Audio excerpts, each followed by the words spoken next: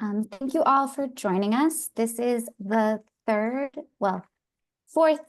this summer, fourth, including one we did in the spring in our series for diversifying your research funding. This is an initiative that is led by Advance at UNM, as well as the Faculty Research Development Office. You can find the schedule and recordings on this website that I just put in the chat. And this recording will also appear there after today. If you have any suggestions for a future webinar series, let us know. We're happy to continue adding on to this. We will also be doing our normal research development workshops this fall along with Advance. I work with FRDO, so stay tuned for more. But without further ado, I'm going to hand this over to Anlo to kick off today's presentation.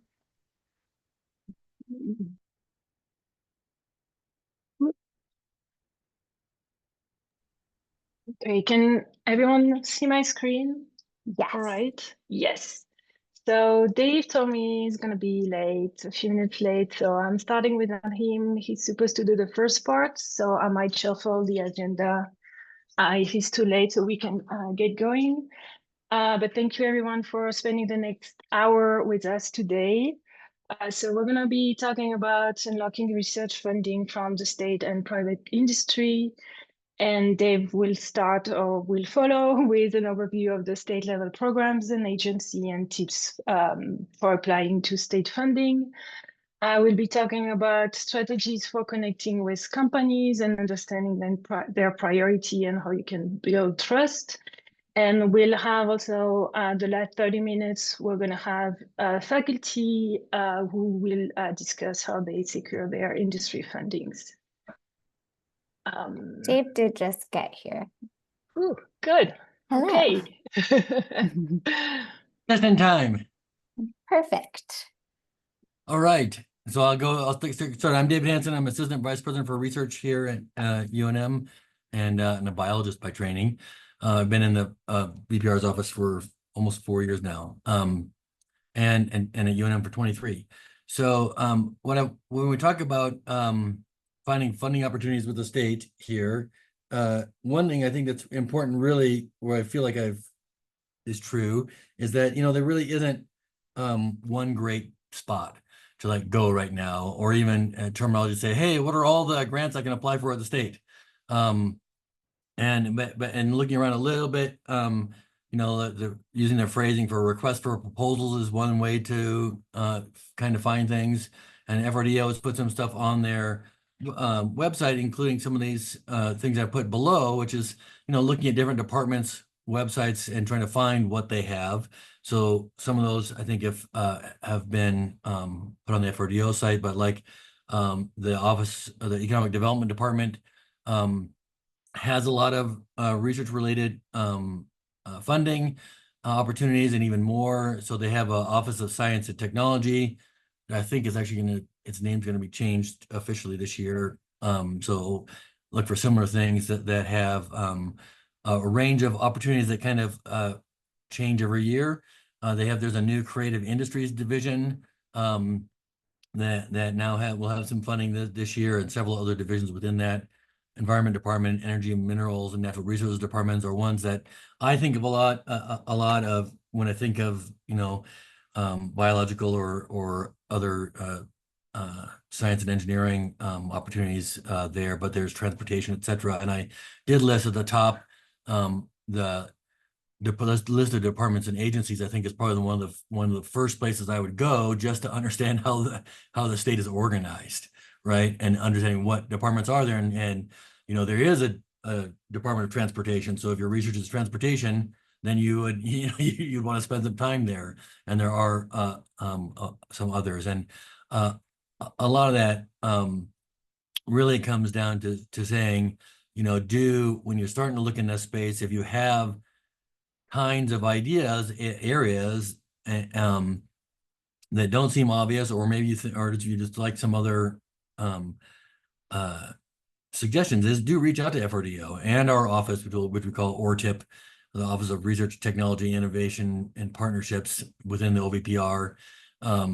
and our government relations people to talk to think about, well, you know, I found I think my work goes under, you know, would work in this Department of Transportation, but maybe, or in our energy, natural resources, but maybe actually there's an opportunity through HED, the higher education department, you know, because they get, but even though it's doing natural resource related work, or it's in the environment department, and they can help, we can help try to find that and sort out that kind of information. So there'll be a recurring theme when you're thinking about stuff, you know, talk to us, and we'll try to help as much as we can. So go to the next slide. Okay, the other ideas are not just about finding opportunities, but I wanted to take a few minutes to talk about actually creating funding opportunities in the state. You know, one of the great things about New Mexico is we're a small state population wise, and you know, UNM's a big fish in that small pond. So that we have a lot of access to help, you know, drive issues or create funding opportunities. And a lot of these things, they work at, you know, when you think about stuff, we do kind of have these structures about, you know, what are the presidents, the provosts, and the office of vice president for research sort of initiatives, and other offices like that, like upper administration. As you get to think about these kind of things, you know, we tend to have by late spring some sort of major things we know we're going to be pushing in the summer sessions, so that during the summertime, the legislators are meeting and having off session informational things where they're going to get the ideas about stuff that's going to come into the legislative session that's always in the January to March window every year. And you've really got to socialize these ideas with committees over the summer. And then by the end of that time, you'll understand which things are making some progress, and then it's kind of nailed down by for what are going to be the main priorities from the institution for that legislative push. And I say this really to realize that, you know, if a lot of times we realize, oh, the legislation it's in November or December, and legislative session starts sometime in January. Hey, can we get this other idea now for this session? And for the most part, the answer for that is no, because it's like they wouldn't, even if we wanted to. The first answer that you would have in a presenting at the state level, you know, if you're at in the roundhouse presenting, is how come you didn't bring this to us in the summer? And it's like, okay, we didn't even make it to the first committee. So it's not just us being difficult, that's just sort of the process. So you really think about these things, you know, I'd say a year ahead, and talk about them. Other kinds of ways to understand that are easier about what might be priorities. It's kind of why we have grand challenges at the university, and category 3, these university-wide centers that are both the challenges, grand challenges, and the centers are listed and talked about on the OVPR's website and elsewhere. And those are then one of the reasons to do that is kind of have standing focus areas, so you can start working with leadership in those groups to talk about priorities for projects and drive it up that way. Obviously, chairs and deans and meeting with their associate deans for research are great ways to understand where the college is at. And that doesn't mean everything has to go through specific pathways every time. That's super rigid, but there are structures that kind of make these processes straightforward, and to learn about that. And then obviously, you know, we need to learn this whole process is also tied up in, you know, what the universities have been levels and these other levels of folks have been doing, is they've been communicating with legislators to learn about priorities, and with the state government, the state executive branch, to learn about their priorities, to kind of align that stuff already. And the government relations team that we have is an amazing resource. Like, their job, they really want to make everyone successful. And so whenever we're starting to think about them, you know, talking to the government relations team, Mike Pulley and his team there they're great on the research area. We're always going, you know, talking to our office, to me and others, to vet and say, hey, do you know of interest in this area? They can even help, say, oh, we know Senator or Representative so-and-so is really interested in that topic. Let's see, there might be somewhere to go. We already know ahead of time, or hey, this is really controversial. We got to be careful, or XYZ, here's landmines to avoid. Their goal is not to stomp on ideas. Their goal is to make people successful as much as possible. And you can use your networks. So it's looping in GovRel early and often. It is really the best thing to do, and it's not hard to do. And so when you may know your representatives. If you don't, you should get to know people. You can talk to people about your interests. It's great to be building relationships and talking about ideas. The biggest thing we like to say is, talk about ideas and what you're doing, and let people know it's exciting. It's better not to just like make requests, like to go up and just say, hey, I'm interested in this, will you fund it? Or if they say, hey, we're interested, yeah, that's interesting, we like your idea, and then right away, will you fund it? Right? It kind of just gets in the there's a million ways for things to go sideways in that process, and that's where if you start to have some interesting conversations with legislators, loop in GovRel in our office, right? We'll help guide these things really well. It's a really good team, and we do need this sort of larger community. It gets very confusing for people, how to work through that spot or these kind of interactions, and then should things get going forward, I just want to bring up that it may be that you may end up having the opportunity to do something with the state because a legislator somewhere reached out to us, or a state executive branch official reached out to us and said, hey, I want to fund something in this area. Who's there? Who do you have? to our office of GovRel, we got to go, oh my gosh, who do we have? And run around and find them, and then come have them present. And so this is where this is under presenting to the legislature. A lot of times in the summer sessions, you might get contacted with only a few days notice or a week notice to come talk about something that you're doing in a topic area. And so it's good to be thinking, to be prepared for that kind of stuff. And in general, also talking with legislators on your own about what you're doing, have really short messages and have messages that focus on really specific outcomes and benefits to New Mexicans, right? I'm a plant biologist. I study, photosynthesis, and I'm not going to get a lot of traction by talking about the exciting problems in understanding how CO2 is captured inside a leaf on the next thing that I need some dollars for, and going into my dissertation on that. It's just not gonna likely hit spaces. So we're trying to also to do that, to keep that going. And yes, thanks for advancing. And so those are just the general ones. I wanted to talk a little bit about some specific things that are available that are new, recurring and new. There's a lot of grants you might apply for that are federal, or frankly, anything that is not state funding. So it could be a company or a foundation that has an opportunity, and they require a match, some sort of matching fund, or some sort of institutional support. Now there are 3 sources of funding for that didn't exist a few years ago.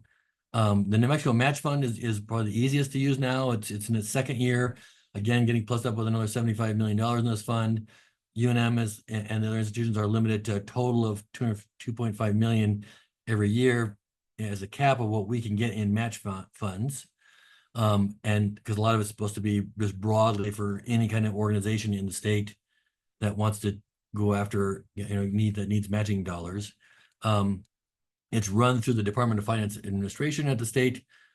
The request, the call for proposals has to state in it that grants that require a match in order to be able to access the fund. But it's nice, it's an easy application that you'll get a response within 20 days, which is actually pretty fast, yes or no, or on a wait list. And you can apply as much as 90 days before a grant is due. And so this is like an early time you would know, if you do it right away, 90 days ahead, you'll know with 70 days or more that you've got a match fund and you can scale your application that way. And it's really useful. You can also do that if you're working with a community group that they then are the lead and they request their New Mexico match funds. That doesn't, then we aren't capped. You're not really capped necessarily through that way. It's a lead organization that's capped. So there's a lot of stuff in that space, and I'm happy to always, if you find a call that says it needs match, this is when we reach out to us and we'll help. The Technology Enhancement Fund is another fund that's available for UNM, New Mexico State, New Mexico Tech, and Navajo Technical University. Right now, this year, it only got $10 million more. It's had tens of millions of dollars at different points over the last few years. It's run out of the higher education department. It has a different process that tends to take several months and it's kind of slow. And it's also right now this year there's not a lot of that 10 million available. It's kind of waiting on the process of several past grants are still in review that can take a year or more if they may use it up. But it's again another pool. And we have a quarterly meetings on that. There are announcements that go out from FRDO and our office that say, hey, here's a call. Again, if you need match, if it's required match for a grant, in some cases it could be like there's institutional support is needed, or there's a little bit more flexibility, and there are some more areas of research that are focused in a lot of STEM stuff is eligible through the Technology Enhancement Fund. It's a bit of a misnomer, but whereas the New Mexico Match Fund is anything, the Technology Match Fund is mostly STEM. And then there's a new fund called the Research Development and Deployment Fund that had $40 million put into it this year. You can read about it in House Bill 20 from 2025 from this year. And this is being run through the New Mexico Economic Development Department. So there's 3 different departments, each with their own funds. There's a big committee in this case of all kinds of representatives across the state. Main campus and House campus will have a research person on there. There'll be more areas. That committee will be formed in September, and so I would expect there will be calls in October, September, October for applying for this fund, and it may have the ability to even apply. You certainly don't have to have required matches, and you don't have to have maybe it'll apply with somebody that doesn't specify the match. So the next I'll go through the next couple slides real quick because I'm now over schedule a little bit. The other thing that we don't know a lot about that's really exciting is there's this last year the Community Benefit Fund was passed in Senate Bill 48. I think it's like $220 million has been tied to this fund through different agencies. It's complex, but I wrote here, these are the 8 areas where they're funding, where they are going to support work in this space. And that has a lot to do with greenhouse gas, climate reduced stuff, but there are things that are like 6 and 7 that are, or 5, 6, and 7 that are getting more away from just say technologies or STEM projects to more I guess 5 things that are a little more broadly applicable. Like 5 is like more helping communities, so it's kind of 7 those definitions, and we really have to wait for calls so to see, but that should be coming up. The next slide. And that kind of example is like there was this big 2 line item issue for this year that came out. The line items were $12.5 million for Quantum Venture Studio and $12.5 million for Quantum Spaces. And they only had 1 year to spend the money, and then the EDD was able to quickly release a proposal, had 3 weeks to prepare and submit it. And it was a long application. To get that done, UNM's part of one that's it's for the whole $25 million that we are part of downtown, which is exciting. And the really way to go about this is, right, when you see something like this come up, communicate with GovRel, our office, and the agencies themselves to understand like what's going on. When we see stuff in the legislative approvals, the GovRel at the end of every session puts up a summary of what they think are relevant highlights like this. And so you can think about these long before an actual request for proposal is released. Think about whether or not UNM should lead or not. If it's has to be done in a year, then maybe have someone else lead it if it's a huge amount of money. And then, but engage, really this last thing is saying, engage our FRDO and FRSO like as soon as you're thinking about it. Because a lot of these state things can come up really fast and have short fuses. Next slide. Oh, you cut out one of my slides? Oh, no, I cut Really? it. I did? I did. No, we're good. No, you're right. I cut out a slide. Yep. Great. Okay. Off my envelope. Okay, so I realized I did not introduce myself. So I'm Schmidt-Olivier. I'm a research translation officer here at UNM. And my experience working with industry was from my prior position. I was working at a tech transfer for almost 7 years. And I negotiated different type of agreement, non-disclosure agreement, material transfer, option agreement, license, and sponsored research. And before that, I was working at a law firm drafting and prosecuting patent application. The main client was a big university, but we also had some small businesses. So I'm going to be talking about how you can engage with industry, but before we delve into that, I think it's important to understand the industry goals and their point of view, because it's very different from a university. So industry, it's all about the money. They are looking to increase their profits, and they can do that by reducing costs, streamlining operations, sharing R&D expenses, and improving overall efficiency. They might be looking at developing new markets, either by expanding their reach geographically, and maybe tapping into a new pool of customer, or developing a new market, or responding to emerging need. They also look to gain a market advantage, and they are doing that by innovating, adopting new technologies, anything they can do to differentiate themselves from their competitor and be the leader on the market. So now that we have the point of view of the industry, we're going to talk about why they would want to partner with universities. So number one, as always, is cost. If they can have access to advanced equipment or labs without needing to invest in-house, it's going to be cheaper for them. By partnering with a research institution, they might be also able to access government funding they would not access otherwise. So one good example would be SBR or SBR fundings. Another reason would be access to expertise. So they can gain insight from academic researchers who may approach their problem differently. They can contract university labs or team for specialized research or analysis. So they would be paying for expertise, and it's cheaper for them to do that rather than having an employee on their payroll. The fact that they also collaborate with leading academic institution or a well-known researcher can also boost their brand and the stakeholder trust.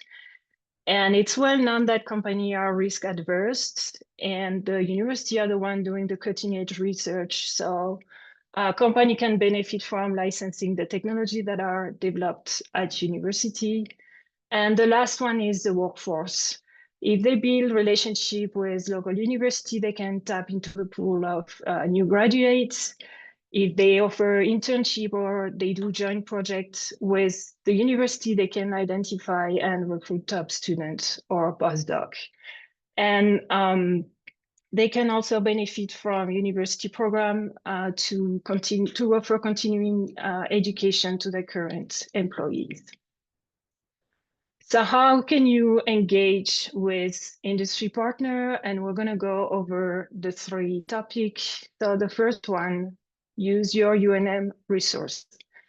So please contact us at the Office of Research, Translation, Innovation, and Partnership.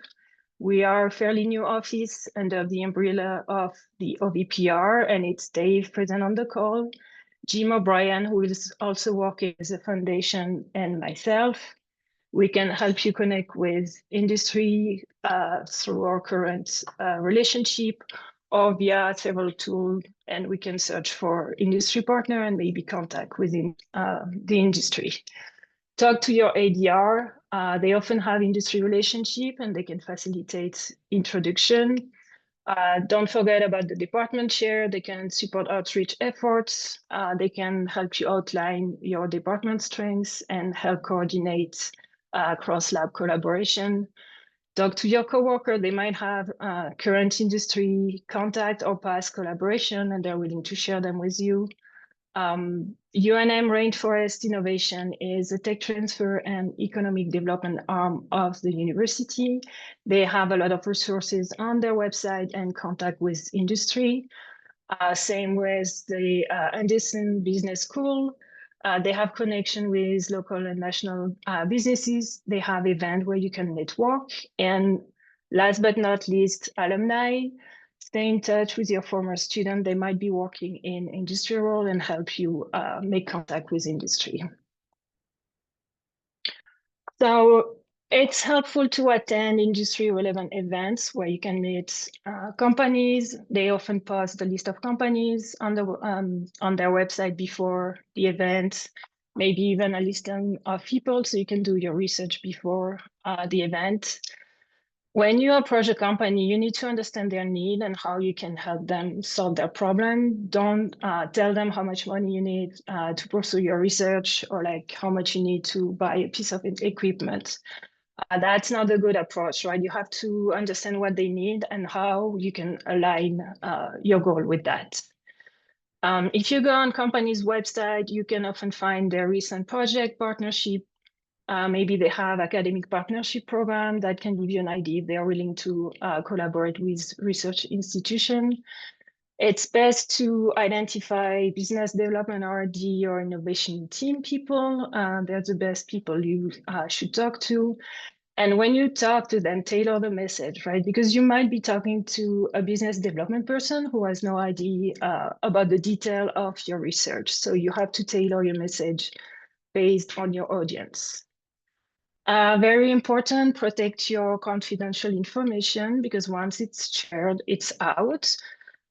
If you do a public disclosure of your maybe invention or technology, that might prevent you from filing patent application. We have a 1-year grace period in the US, but it's not the case in other countries. So it's best to talk to Rainforest or maybe your office before you engage with a company to make sure what to do and what not to do. If you go into technical discussion, you might want to have a non-disclosure agreement in place, and you have to flag confidential information, label it appropriately so it's considered confidential. And don't discuss unpublished results in open meeting, and even if you're just taking a coffee with someone, it's still going to be disclosure. So please check with us before you talk about research, especially detailed. So we don't have time to go over this slide, but it's a summary I found made by Iowa University, and I think they did a good job at comparing federal and industry proposal and how they differ. So these are the elements to create a collaborative proposal, and these proposals are mutually agreed. So you're going to be talking to someone on the industry side, and you have to clearly define the challenge and the solution.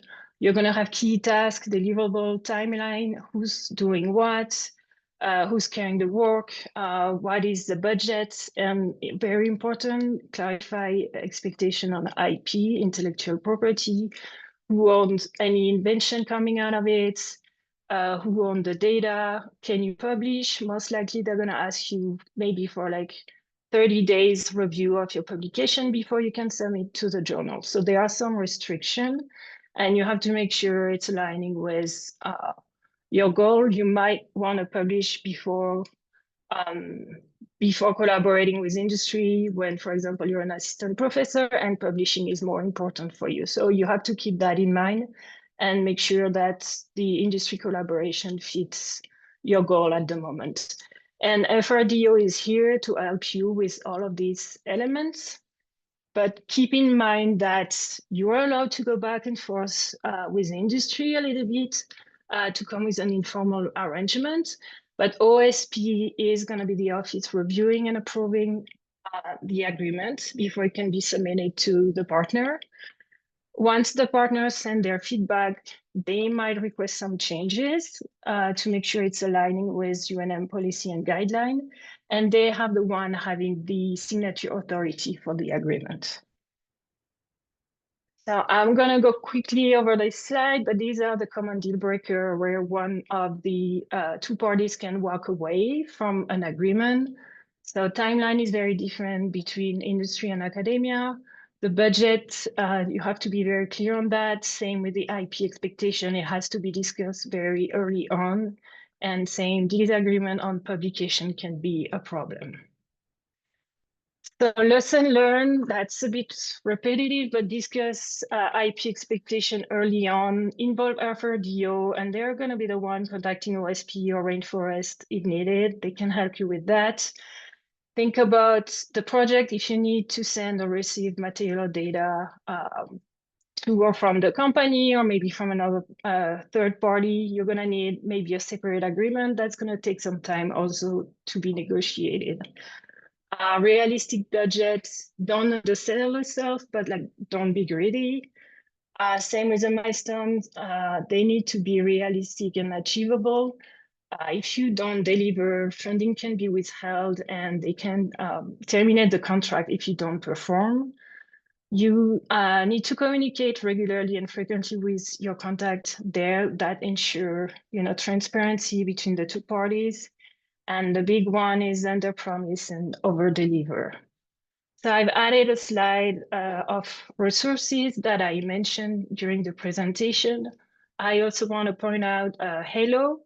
It's a company that is being paid by a company for them to have their request for proposal published on their website, and you can apply directly there. And UIDP is a forum of company and university, and they are focusing on improving the partnership. And I put the three documents that they developed that I think are the most pertinent for you. And now we have time for our panel of faculty. So we have Dr. Allison, and I'm gonna butcher your last name, I'm sorry, McGoey, who's an assistant professor in the Department of Civil Construction and Environmental Engineering. Dr. Miko Oishi, a professor in the Department of Electrical and Computer Engineering, and Dr. Nathan Jackson, associate professor in Mechanical Engineering. And it was not fitting on the slide, but he's also director of Nanoscience and Microsystem Engineering Program and associate director of Manufacturing and Engineering Program. And can I see people? Okay. So do we have our panel member on the call? Yep, I see everyone here. Good, perfect. Do we want to make the screen just all people? Just all people. Oh, the meeting? Yeah. Yeah, If you stop sharing, yeah. Yeah. there we go. Okay. I'm having issue with my own settings. Okay, so we prepared a list of questions for our panel. The first one is, what motivated you to start working with industry partners and how did you start those collaborations? If anyone wants to start.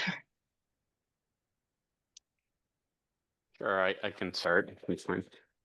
So I mean, I can keep it short or I can keep it long. So I've always been interested in collaborating with companies. I mean, so that goes back to my postdoc work and my previous employment, which was in Ireland, which over there, every proposal, every project has to have, every European project has to have industry partners involved. They're about applied and advancing technology.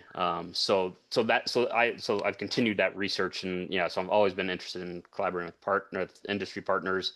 to see where my science can help contribute to society and make society better. So that's really why I'm interested in it, to see where my technology, what I've discovered, how it can be help people and everything. So. Great. Miko or Allison? Yeah, go ahead, Miko. Sure. So yeah, my partnerships with industry have been initiated by industry. My research is theory for the most part, although my group developed some computational tools and we published the algorithms and the theory behind the algorithms. And so that's caught the eye of folks on a couple of occasions. I still view it as a fairly erratic thing and an unusual thing for my group because we do basic research. It's been interesting. There are definitely different objectives. So I find it very important to spec out exactly what we're doing and clarifying not only for the industry people, but also for my own students, how what they're doing will satisfy what the industry people are looking for and what we're being paid for, basically. Allison. Yeah, and I'm the new one on this call, so I've only been a faculty for about 1.5 years now. So I'm still early in these stages. But yeah, I think I was motivated to work with industry kind of for my students. So I know that a lot of my graduate students are interested in going into industry after they graduate. So it seemed like a good chance to get them exposed to that. Although kind of my research also tends to be more on the fundamental, more mechanistic side of things. So yeah, it's been a learning curve, but it's been fun. Thank you. It's great to see that they are interested in fundamental research as well and not just applied. So the next question is, what have been the biggest benefits or challenges of working with industry?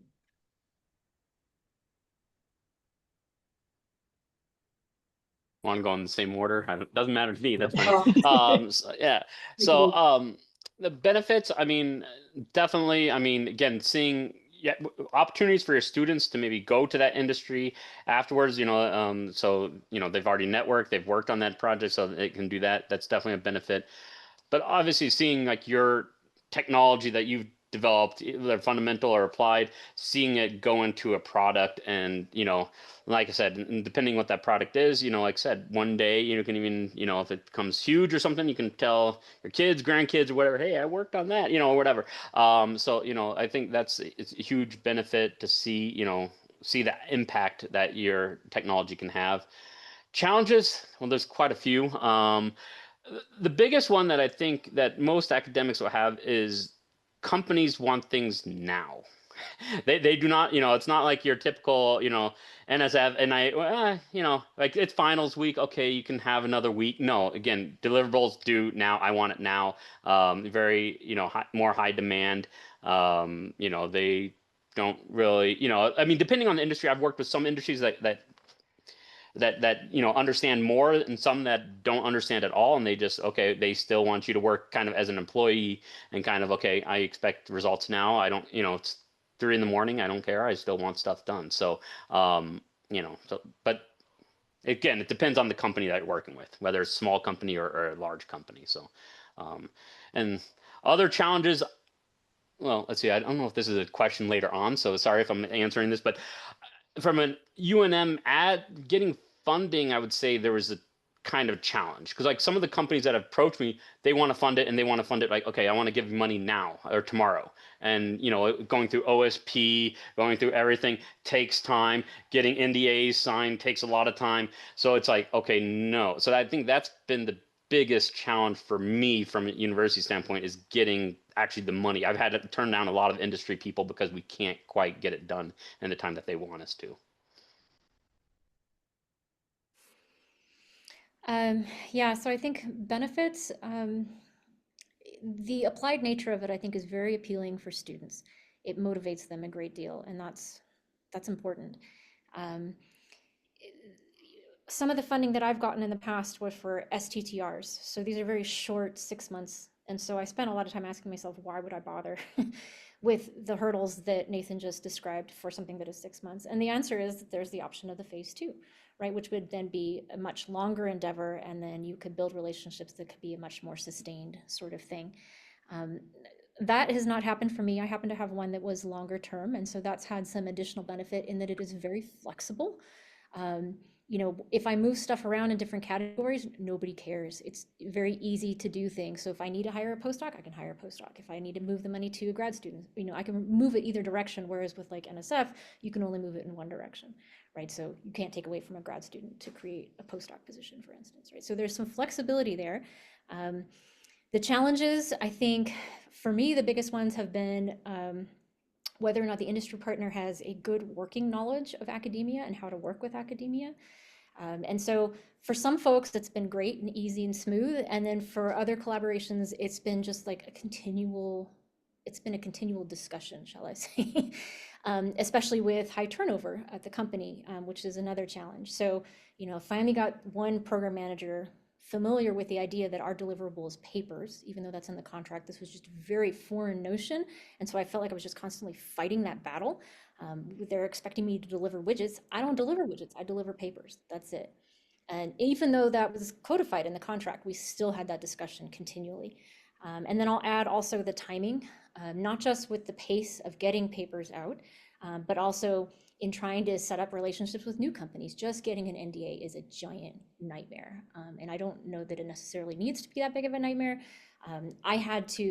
I was invited to give a talk, luckily it was a Zoom talk with a company. I had to push back the date twice because NDA took months. The NDA took months longer than anybody expected it would. Yeah, and I think I would echo a lot of what's been said. And I'm getting a lot of good advice here too, which is great.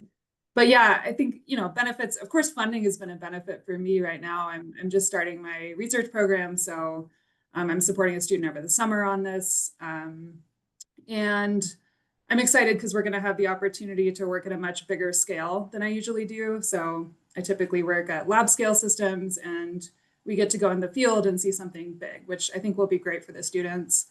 And challenges, yeah, like the response time, the expectation is pretty different. You know, they expect you to reply to emails right away.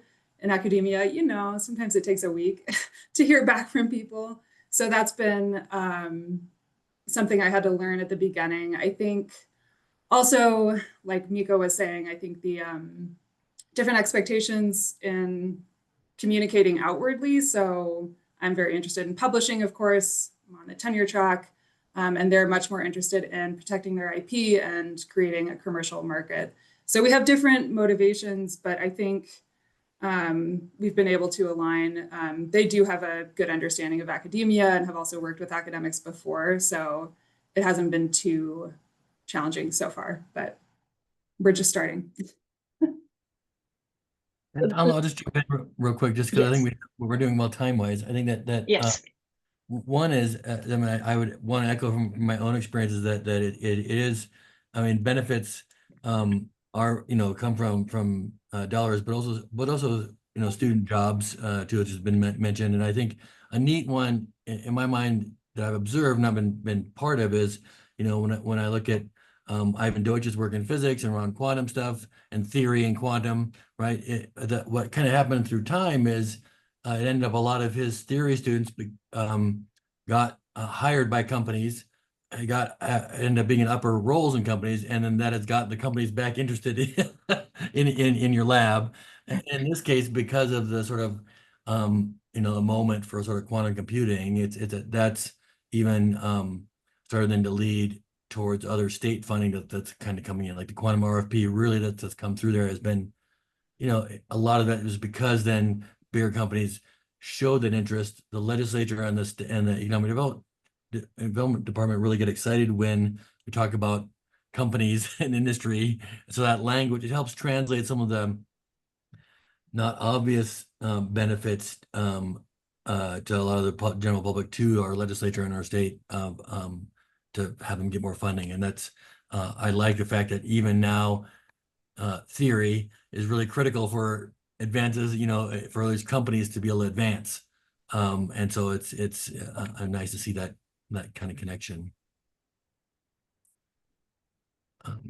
I don't know if others have, oh, I should say too about, and the contracts and NDAs and stuff. Yeah, it's difficult, harder than we'd like it to be. And I think we're trying to work on and I've spent some time trying to find ways to make some of these things faster, working with contracts and grants and the council to think about ways that are simpler. Can we start with our templates?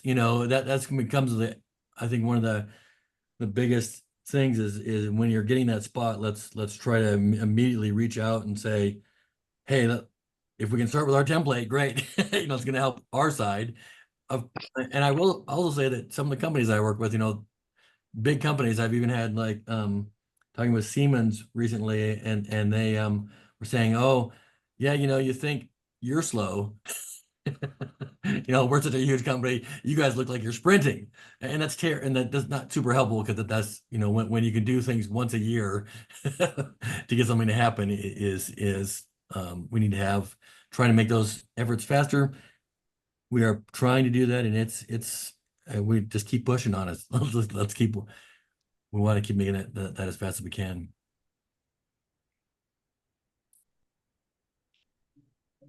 Okay, go next question. Yeah. Next question. Yeah, so we talked a lot about the challenges. So how do you navigate the differences in timelines, goals, expectation, etc., between academia and industry? And I think any advice you can give us, or even the supporting office, right? That's a good time to give your feedback on how we can do better. And I hope I won't get my head chopped by FRDO and OSP by saying that, please. Yeah, and that might relate to Mary put a comment in the chat about F&A too. So I don't know if any of you have had conversations about addressing F&A with your your industry partners, if you want to talk about that as part of this as well. Yes, actually, I'll touch on that because that's a very good point. So I mean, it depends where you get the funding. So I've had problems with this. So I had one company. It was a small company, but they wanted to just fund me directly, so not go through SBIR or anything like that. And that they had the big problem with, yeah, the F&A. Like, well, I just want to give you the money. I don't want to give money to the university and everything. Like, I don't want to do that. I just want to give you the money to do the work.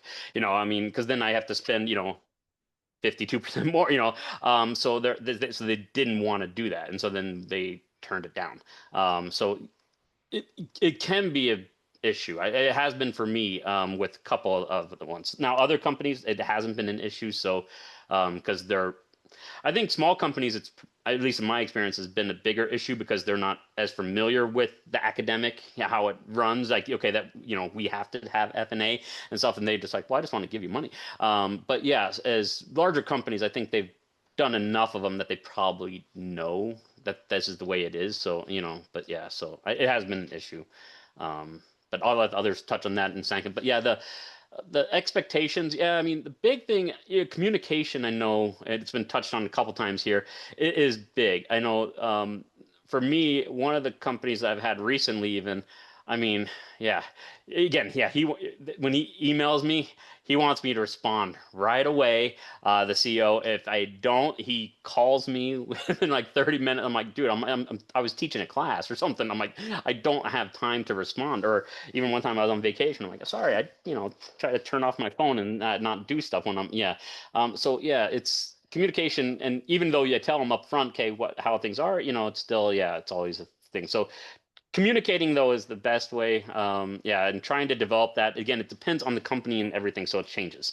So I can't really say there's a good method or not. It depends on the person that you're working with, kind of. Timelines, definitely, when you do your statement of work, make sure you have timelines because they will hold you to those timelines very, precisely, as opposed to like, normal external funding where it's like, okay, like I said, like, the NSF and NIH, they, for their annual reviews, okay, you have like a 90-day grace period and all this stuff. No, again, they want, again, timeline, and they want you to meet those deadlines. So make sure you look at those deadlines and meet those timelines to make them happy. But yeah, so those are sort of, I know I'll let others talk. I mean, I could talk more, but yeah. So I can say for expectations, for the short grants, it's been fairly straightforward for industry's expectations of us. The one thing I had to manage there was my students' expectation of what they were doing and what value it had. So again, I do theory. I had a student who was basically providing an application of basic probability theory that you could find in any textbook and trying to convince folks in the company that this is actually a thing, that like the math, the theory is actually true. And so he had a very hard time understanding why on earth he should be doing this and what value it brings and why they don't just read the textbook themselves. So there was like a lot of filtering that had to happen before I let him interact with the industry partner and convince him that there was actually value to be had, especially if it meant that the computational tools that were based on these very fundamental probability theory things could have widespread impact, and that could change how satellites are designed, or all sorts of great things. So that was an interesting one that I didn't really foresee. For a collaboration that I have right now, this is congressional ad funding, and to Dave's point, this was actually something spearheaded by a former PhD student of mine. She went on to a postdoc in Oxford, decided she wanted to come back to Albuquerque, and a company basically let her run with creating this autonomy group. And that was great. It was fabulous. So she put together this congressional ad led by the company, and UNM, because they have to show benefit to the state, was pulled into this. And so it's great on the surface and it looks wonderful. But there has been a number of communication challenges, which were not helped when she moved on to another company as well, because like my one link with like understanding how UNM works and how academia works kind of moved. And so there was other issues that came up in that. So at one point we had to have like a full-blown like reset for the project because they felt like we weren't doing anything. I was like, we are doing things. It's just that our paper deadline, the paper's not going to appear for 3 months. It's not like we're doing nothing. We're developing the theory.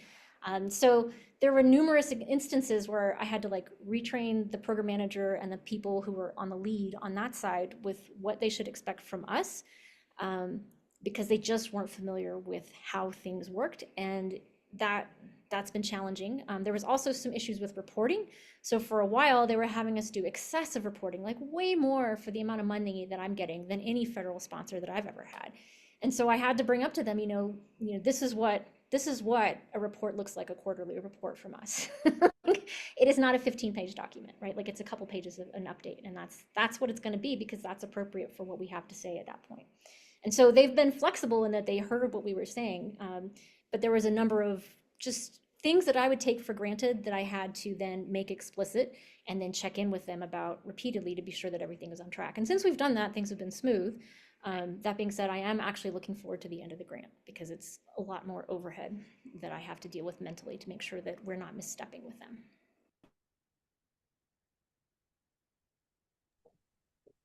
Yeah, and I think again, I would echo a lot of what's been said.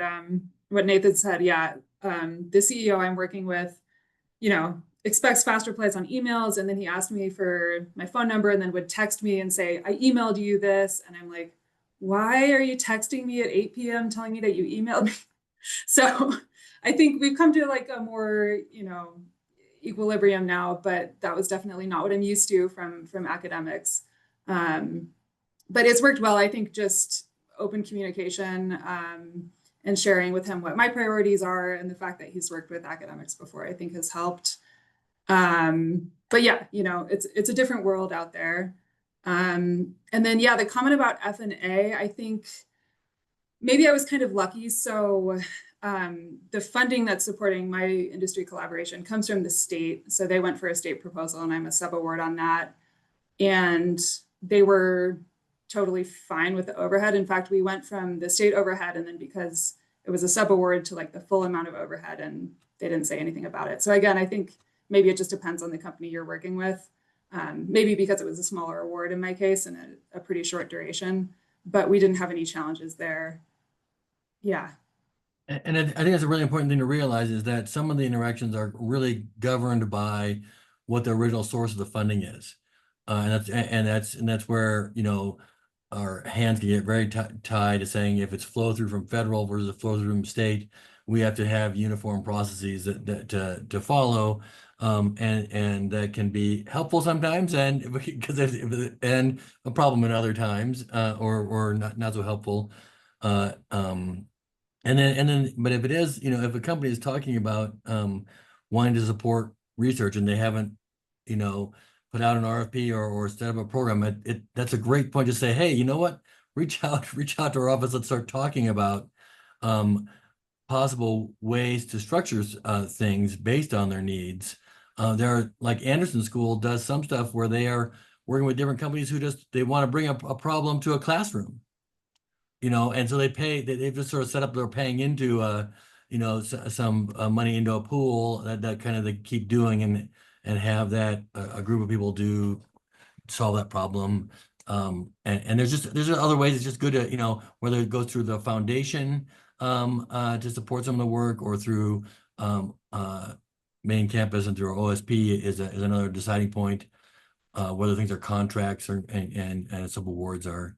There's a lot of nuances there that if you talk about early and we think about it before we start the paperwork, then there's a greater chance to avoid the problems. And yes, there will be problems that we're not going to be able to get to make it work, unfortunately. So we Yeah, have and I think, oops.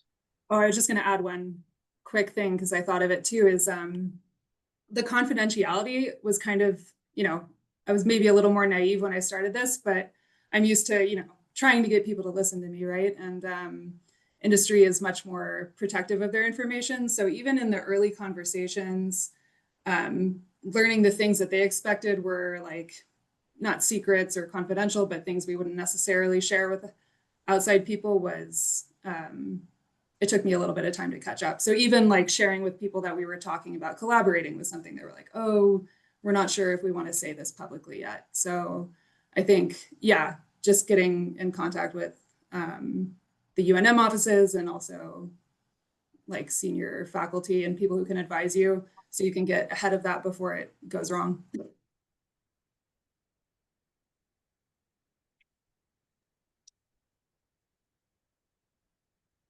We're wrapping up. Yeah, sorry, that was good. Yeah, so since we just got the last 2 minutes, we don't want to go over people's time.